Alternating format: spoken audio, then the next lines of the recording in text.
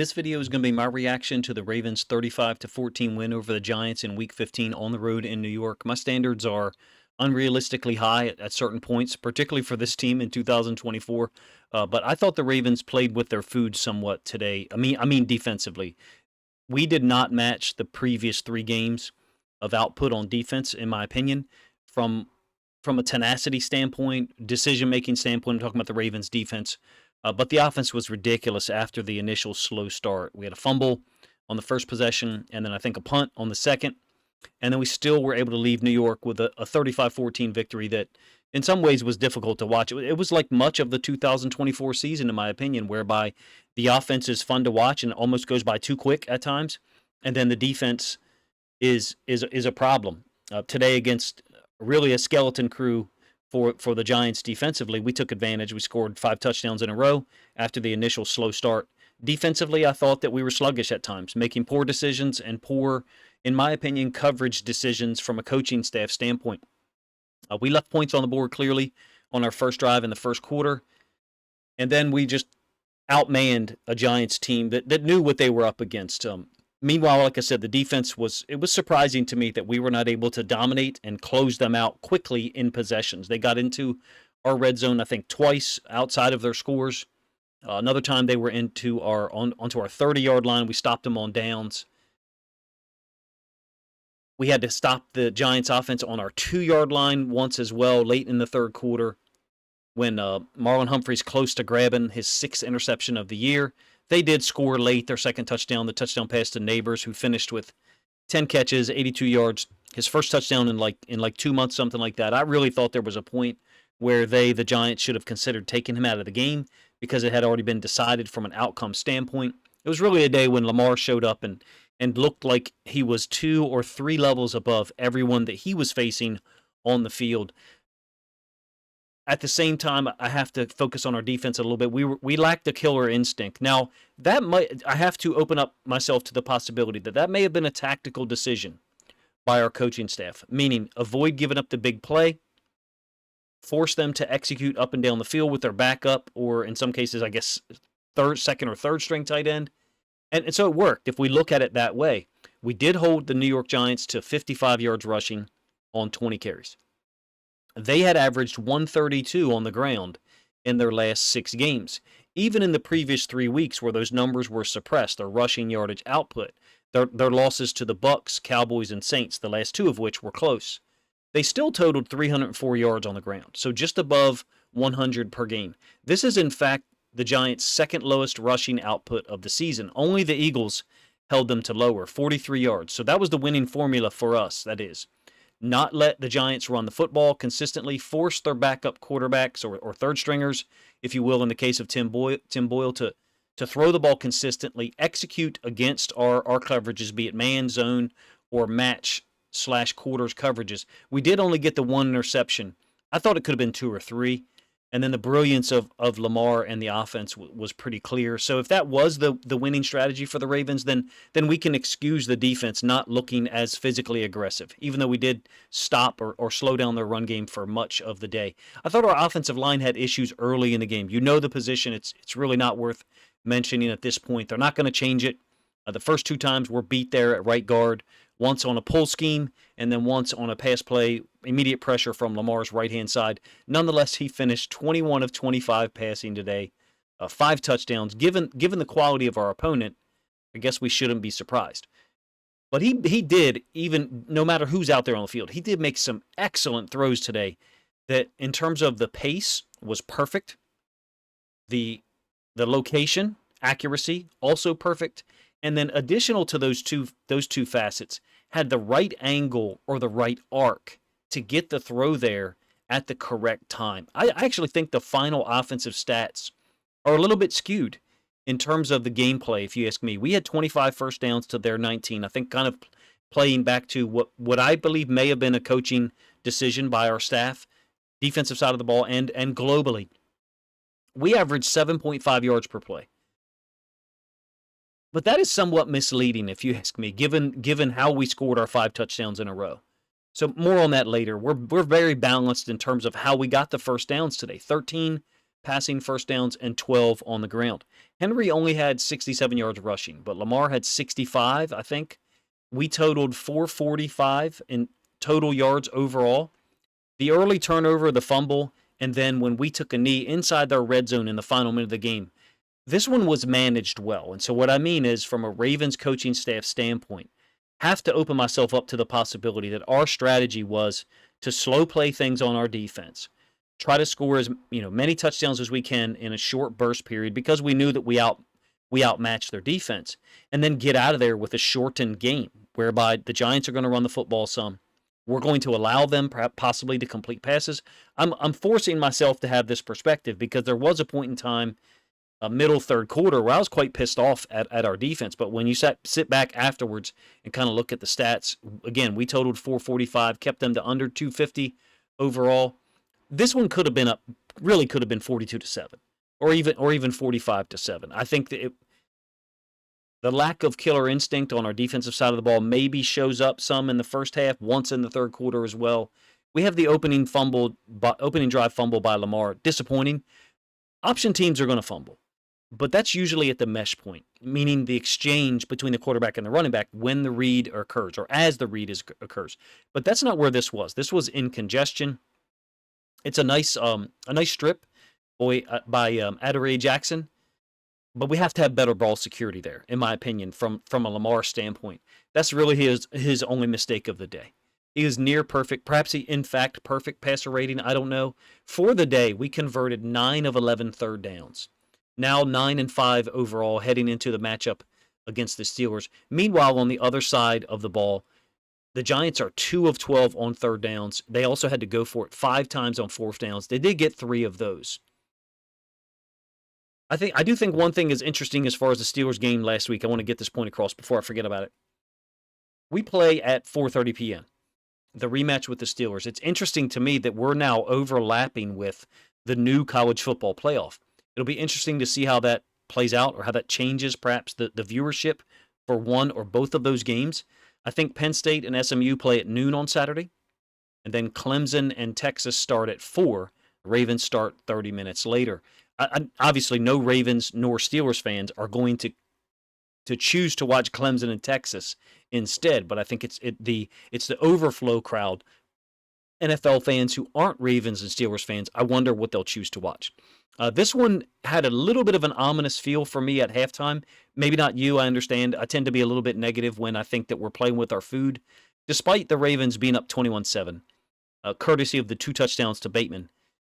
We had got on the board on our third possession. We had a really nice punt return by Desmond King.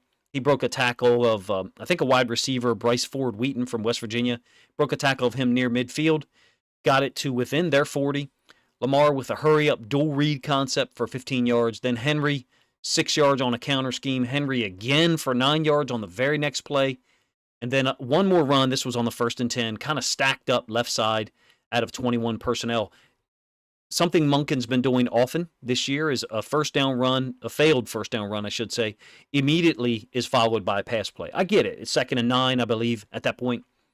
We end up giving up a sack. I think Stanley might be expecting help by the left guard, but the left guard, if I recall correctly, was dealing with the defensive tackle. So maybe we've got an unusual dynamic or unusual situation there, but Stanley lets Burns basically walk through the B gap inside. He gets to Lamar quick and finishes it off. I don't know about you. It's third possession. We haven't scored yet. We had a fumble in the first possession.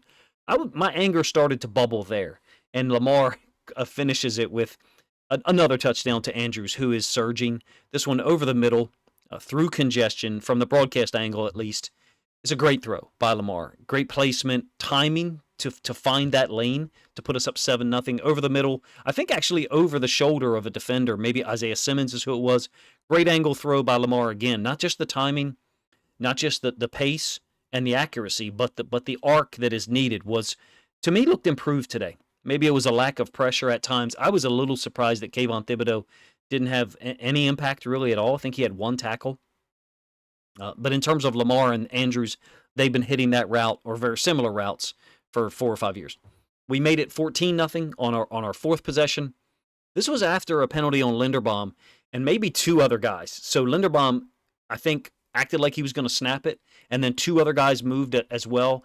It looked like Linderbaum was going to snap the ball, and he realized Lamar was still going through some type of check at the moment. I can't tell. It backs us up a little bit and just adds 5 yards to, I think, Lamar's 49-yard touchdown to Bateman. It's like a semi-roll concept. It's an interesting scheme. I'm looking forward to seeing the All-22 and the coach's angle of it. Great throw by Lamar. Sick route from Bateman. He catches the safety leaning, kind of gets him turned around, if you will, and then catches it, jukes 2 guys to get into the end zone, 14-0 at that point for a 49-yard score. Disappointed that our defense gives up the ensuing touchdown. Now, granted, there was multiple penalties there, and I understand that at least one of them is possibly BS or a very soft call. The one on Brandon Stevens, the DPI. It's a 9-minute drive, 13 plays, but we have no one to blame for ourselves. Madubuike, it's an incredibly poor decision to land on the quarterback. I'm talking about a 2nd and 17. This is after Van Noy's sack forced a loss of 7. They're down inside our red zone already. It would have been 3rd and 17 if Madubuike doesn't land on DeVito at that point. Stevens' DPI was a bad call, I think 2 plays later. But this one was self-inflicted. This one goes directly in line with what Belichick and other people have said, that the Ravens are a team that beats themselves. And at least on this drive, we did. I do have a problem with the penalty on Stevens down the field against Neighbors. But additional to that, or along with that, I should say, I question our decision-making by staff. And the Giants later on in the game. Why didn't they match up Neighbors with Stevens more often down inside the red zone? When we stopped them at the 2, when we stopped them at the 30, why weren't they trying to target Stevens with Neighbors on those throws down the left sideline, whether it's a back shoulder fade, whether it's a go ball or whatever? When they pushed him over to the right side against Wiggins in the second half, I thought Wiggins did a heck of a job. In any case, it's 14-7, and we naturally march right downfield to go up 21-7. I think he had an option keeper by Lamar. And then a really cool play that I want to point out. I think it's a 2nd and 10. And Bateman runs a drag underneath of a zone defense by the Giants. Lamar went to him twice on that today. Actually went to Flowers on that once as well. So there's some type of message that's been communicated, some type of switch, if you will, because we're activating those routes a little bit sooner in the progression, meaning Lamar's not holding the ball so long that we literally can't come back to those routes because now the zone defense has been able to collapse on them and identify the concept. On this particular one, maybe it was a 2nd and 7 in the second quarter. It's the drive that puts us up 21-7. And he finds Bateman quickly from about like our negative 35, negative 40-yard line. Bateman jukes one guy, gets 10 or 11 yards to get the first down. I thought that was important to keep the drive going, first of all, but also for us to recognize as an offense, hey, those things are available to us. I've heard these stupid comments for like 2 or 3 years. Oh, we're going to get tackled there as soon as we catch it. Well, we had one completed to Flowers today, one completed to Bateman. And in both cases, those guys, premier athletes, able to make people miss and get more yards after the catch. In Bateman's case, he got the first down. In Flowers' case, he did not. We converted on the very next play. I believe it was a third quarter drive. A little bit ahead of myself here. With about 30 seconds left in the half, this touchdown from Lamar to Bateman is interesting. It's another one I'm looking forward to seeing the All-22 on. It looks like the second read, meaning Lamar is confirming something to the left and then immediately goes to Bateman. To me, it looks like he's the second option here. And if you recall, it's motion from right to left by Likely. He had gone in motion into the boundary. Same motion he had used earlier in the half to get a catch. And then Bateman over the top of it. So I wonder if it's a very similar looking play to the one that Bateman had a catch on earlier in the game. And then we had set him up. Essentially, Lamar, okay, they're kind of overplaying or overextending themselves to Likely, the route we beat him on earlier. Let me zing this to Bateman. I do have to say this. It's a beautiful throw by Lamar. But to be picky from a Rashad Bateman standpoint, I'd like to see him get that first foot in the ground a second time. So what I mean is he's got the first foot in the ground. There's the second foot down, and then I think there's, I don't know if I want to call it a bobble, but maybe a little bit less control than you would like in an ideal situation. I'd like to see him drag that first foot a second time just to make sure that nothing gets overturned in a high-leverage situation here late in the regular season or in the playoffs. Hopefully I said that in a way that makes sense. I saw it wrong, clearly, because they didn't even review it. No, I guess you can't challenge the touchdowns. All of them are reviewed. So it put us up 21-7. I was expecting them to stop play for a moment and there to be some discussion about whether it was a touchdown or not. To that point, We get to halftime, they take a knee because DeVito is hurt at that point, not ruled out yet, but just in the concussion protocol. The Giants are getting the football to start the third quarter.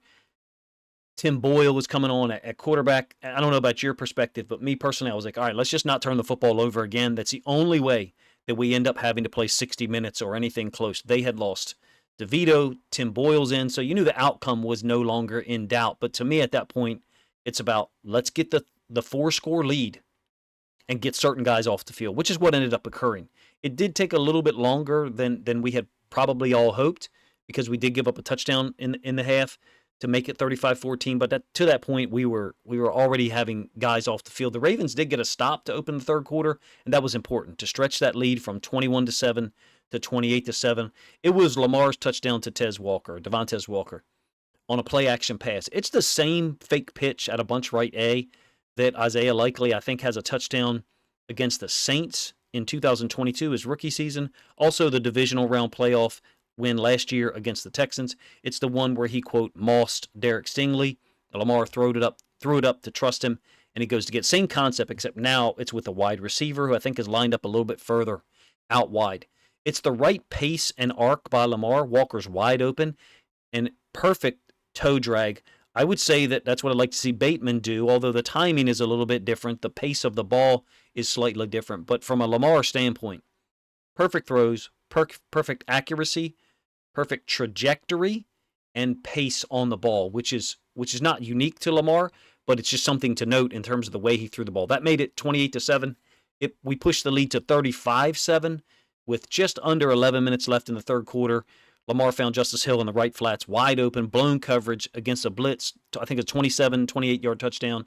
Hill had also converted a 3rd and 10 on that drive, the drive to make it 35-7. It was a screenplay to the right, but a somewhat unique screenplay. I think it's designed, almost looks like those one-man screenplays that everyone is running now, where the running back releases out into the flats behind a tight end or a fullback in some cases. But this was Likely, I thought he chipped on the right side and then got out in front. So probably doesn't actually go down as a screen concept because it didn't look like any offensive line released at all. I'm really interested in seeing the play and then seeing us do more of that. I don't know if anyone released on the screen. If you saw it differently and there were offensive linemen that released, let me know. But Justice Hill catches the ball, right flats, kind of makes a cut off of Likely, bounces, spins, fights off defenders for 16 yards. And he scored 2 plays later on the touchdown from Lamar for 28 yards. And we now had touchdowns on 5 consecutive possessions. When I said earlier that I thought the offensive stats were a little bit skewed, and here's what I mean by that, or a little bit misleading, I think we actually played better on offense than the stats show, even despite Lamar being 21 of 25 and 445 yards of total offense. Let's just briefly discuss or talk about the 5 possessions in a row where we scored touchdowns. 6 plays, 33 yards, first drive touchdown to Andrews on the 3rd down. 5 plays, 70 yards, the 49-yard touchdown to Bateman to take a 14-0 lead. Late in the second quarter, the 20-yard strike to Bateman, 9 plays, 80 yards. Then in the third quarter, after we get a stop to open the second half, 12 plays, 86 yards. That's the touchdown to Walker to make it 28-7. As an aside, Lamar did have 2 runs on the drive, 1 scramble and 1 option play. Henry had an 8-yarder, 6-yarder, and a 10-yarder. I thought we could have got a little bit more going in the run game in the second half. It looked like it was available to us. Also on that drive to make it 28-7, Lamar was pressured on the play when Bateman is open deep on a post, like from the left side, and it's underthrown, and the corner tries to make a play on the ball. I forget his name, Belton maybe, 24, 22. Lamar was pressured and I think had to throw the ball a little bit off platform, and then we finish it with the fake pitch to Henry, touchdown pass to Walker to make it 28-7. And then the final drive, the final touchdown, I should say, the touchdown pass to Justice Hill, 9 plays, 97 yards. All told, for those 5 drives, I should say, this is after the fumble and then the punt on our opening 2 possessions. The next 5 drives, 5 touchdowns, 41 plays, 366 yards, 8.92 yards per play. So almost 9 yards per play over those 5 possessions. Really illustrates the mismatch that the Giants' defense was. They were missing a lot of DBs. Didn't think Kayvon Thibodeau played with a lot of force at all. Brian Burns was a problem at times. Lamar, 290 yards passing, 5 touchdowns, 21 of 25. He now has 34 touchdowns passing, 2 short of his career high of 36. And that came when he was 22 years old in 2019, obviously his first MVP season. Today, he was totally in control. Is it going to look like that next week against the Steelers? No, they're going to provide more resistance, obviously. I do want to say something about our rushing yardage. If Lamar and Henry, as a floor, can give us 130 yards together, which is what we got today, I think 129, we can get things done. Overall, we finished with 170 on 31 carries, so that looks pretty good. The Giants were swarming Henry, I thought. They thought they were really attacking, trying to take him away. Statistically, he's had less impact recently from a yard standpoint. He's been held to 82 yards or less in 4 of our last 5 games, basically dating back to the second win over the Bengals. We would like for the Lamar-Henry duo to get us to 145 or 150 between the two of them in a perfect world where Henry is 120, maybe 115, Lamar is 30, maybe 35, somewhere in that range. But the reality is against the good defenses, they're going to close off Henry more than the bad defenses do. I hesitate to call the Giants a bad defense. I think if they were fully healthy, they're a way more competent group over there on that side of the ball. Missing Banks. I think Thibodeau has only played like 8 games this year, so he's probably dealing with an injury, and that's why he looked less explosive to me today. This is an incredibly deep Ravens offense. We know that. Lamar controlled things brilliantly today. I didn't think he had to audible much. I don't know about you. Feel free to let me know in the comment section if you noticed any audibles. Burns had the 3 pressures, to my knowledge, that I can recall, along with the 1 sack where he beat Stanley in the first half. That one preceded the touchdown pass to Andrews. Burns also beat Falele on an early pull scheme where Falele is pulling and gets beat initially. Now, he did double back and decleat Burns as Lamar scrambled out of there, but the initial pressure ruined the play concept. It ruined the design. We've got problems there. Those problems are not going away because our offensive staff is unwilling to change. I understand you may have a different opinion than I do, but I just don't think we have a starting caliber right guard out there against the good pass rush teams, against the quality defensive lines that we're going to face in the playoffs. I would like to see Rosengarten snaps this week.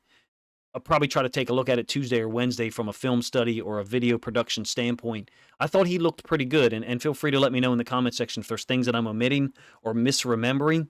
In pass rush situations, he seemed to handle things quite well.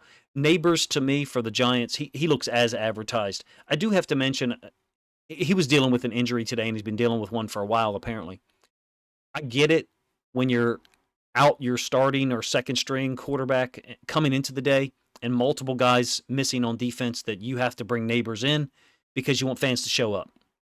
Well, let's be honest, you want Giants fans to show up. We know there was a lot of Ravens fans there today. I got to listen to the Giants broadcast. So it was Tiki Barber, and I forget who else. They had a defensive player that also was talking. I forget who it was. I think he plays safety for the Patriots and the Giants. But once we got to the third quarter, that's pretty much all those guys were talking about, was that the Ravens fans had taken over the stadium and Giants fans had pretty much left. In terms of Neighbors, I think he's their biggest asset for the future, clearly. And once he's struggling with injury, I think he had to be taken out once. A teammate kind of rolled up on him or walked up on him at the end of the play. Me personally, I was thinking, like let's get him off the field if I'm a Giants fan. If any Giants fans listen this long, feel free to let me know what you think of that thought in the comment section. Moving forward here, we've got the Steelers who are locked up into a battle as I record this right now with the Eagles.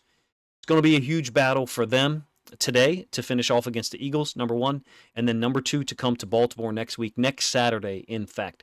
You guys let me know what you think of the reaction video, if you agree with my assertions that coming out of a bye, on the road, granted, in New York, in a cold weather environment, I did not think our defense came out looking like a group completely prepared to shut out and dominate this Giants offense. No disrespect to Brian Daboll and those guys. Their 11 personnel run schemes are a pain in the butt to deal with. And we did fold that up. We did close that off for them. Held them to 55 yards overall on 20 carries. So that's a credit to Zach Orr and his guys. But I just didn't think that we had the same fire on defense that the offense had on the other side. And that really is to me, the floor for our offense against this Giants defense. The one that they rolled out there today. Let's put that caveat out there. If they're totally healthy, they're going to be able to provide more resistance. I really like Deonte Banks. He's a Maryland guy, actually Edgewood High School outside of Baltimore. So So a really talented football player, played at Maryland, and has had a good career so far, but he's out for injury today. In any case, you guys let me know what you think of my reaction video in the comment section.